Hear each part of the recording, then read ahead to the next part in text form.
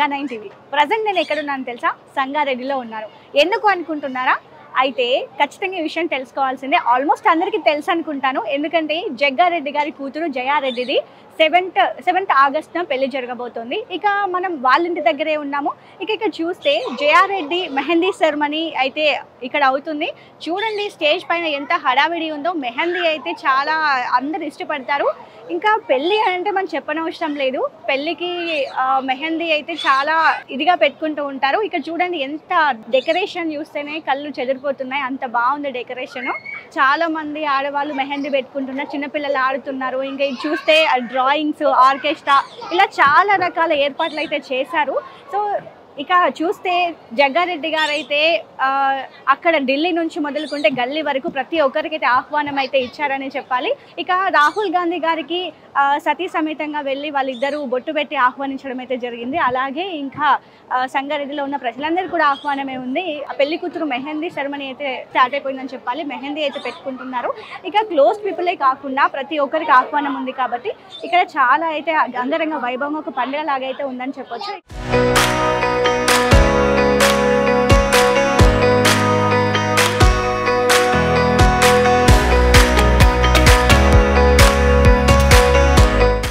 ఈరోజు ప్రస్తుతం అయితే మనం సంగారెడ్డిలో ఉన్నాము. ఇక తెలిసిందే జగ్గారెడ్డి గారి కూతురు జయారెడ్డి గారి మ్యారేజ్ అయితే జరుగుతుంది 7వ తారీఖున. సో ఈరోజు మనతో పాటు మేడం ఉన్నారు, నిర్మలా గారు. వారితో మాట్లాడదాము. అసలు పెళ్లి ఏర్పాట్లు ఎలా జరుగుతున్నాయి ఏంటి అనేది తెలుసుకుందాం. Hello madam. హాయ్ మా. బాగున్నారా? బాగున్నాను మేడం, ఏర్పాట్లు ఎలా జరుగుతున్నాయి? తెలంగాణలో సాంప్రదాయంగా ఏర్పాట్లు జరుగుతుంది. ఓకే. పెళ్లికి ఇంకొక రోజే టైం ఉంది. చాలా హడావిడి అంతా చూస్తే చాలా చాలా రష్ ఉంది అంతా.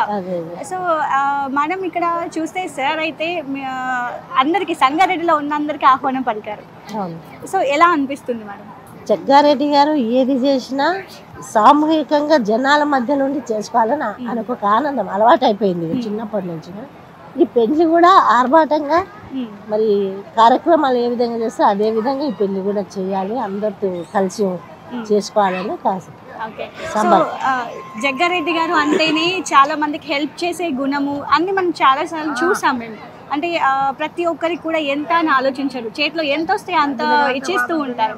సో రీసెంట్గా కూడా చూసాము, ఒక ఆయనకి హెల్ప్ చేశారు ఆర్కెస్ట్రాకి సంబంధించి. ఎంత అంటే ఒక లిమిట్లెస్గా ఆయన పనులు చేస్తూ ఉంటారు. సో మీకేమనిపిస్తుంది మేడం అలా చేయడం?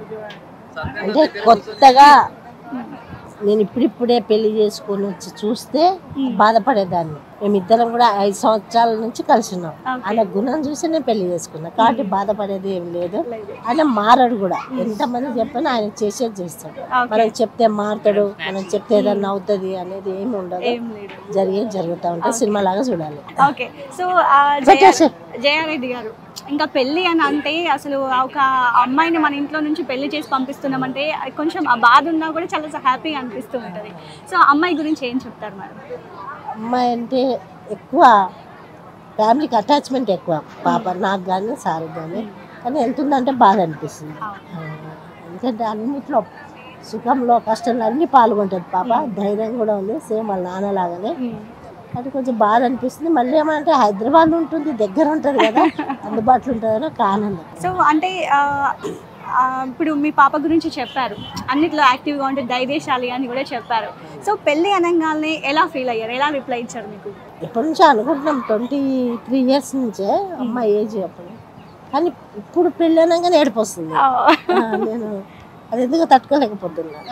అంటే మీతో చాలా కలిసిమెలిసి ఇన్ని రోజులు పేరెంట్స్ అంటే ఆఫ్ కోర్స్ ఉంటుంది. సో ఇంకా మీ అల్లుడి గారి గురించి ఏం చెప్తారు? మేమైతే పెద్ద ఆస్తులు చూసి ఏమి పెళ్లి చేయట్లేదు. వాళ్ళకు కూడా మేము ఎట్లా ఉన్నామో వాళ్ళు కూడా అదే పరిస్థితిలో ఉన్నారు. ఇది అని మేమేమో అడగలేము, వాళ్ళు మమ్మల్ని అడగలేము. కట్నం ఇస్తారని వాళ్ళని అడగలేము, మేము ఇస్తామని చెప్పలేదు. ఇంకా కాబట్టి అలాంటి ఏమీ భేదాలు లేవు. మమ్మల్ని వాళ్ళు ఏమీ అడగలేదు, మేము కూడా ఇట్లా ఆనందం. వాళ్ళు మంచిగా చూసుకుంటే చాలు. ఓకే. ఈ పెళ్ళికి ఎంతమంది వస్తారు అని అనుకుంటున్నారు మేడం? ఎక్స్పెక్టేషన్? ఇక గల్లీ నుంచి ఢిల్లీ దాకా పిలిచింది సార్, కాబట్టి దాన్ని అంచనా ఎందుకు లేదు. ఆహ్వానించడం మన ధర్మం, వాళ్ళు వచ్చే వాళ్ళ ధర్మం. ఓకే. సో మీరు రాహుల్ గాంధీ గారిని కూడా వెళ్ళి ఆయన అపాయింట్మెంట్ తీసుకొని మరీ వెళ్ళి పిలవడం జరిగింది, బొట్టు పెట్టి మీరు ఆహ్వానించడం జరిగింది. సో సార్ ఏమన్నారు రాహుల్ గాంధీ గారు?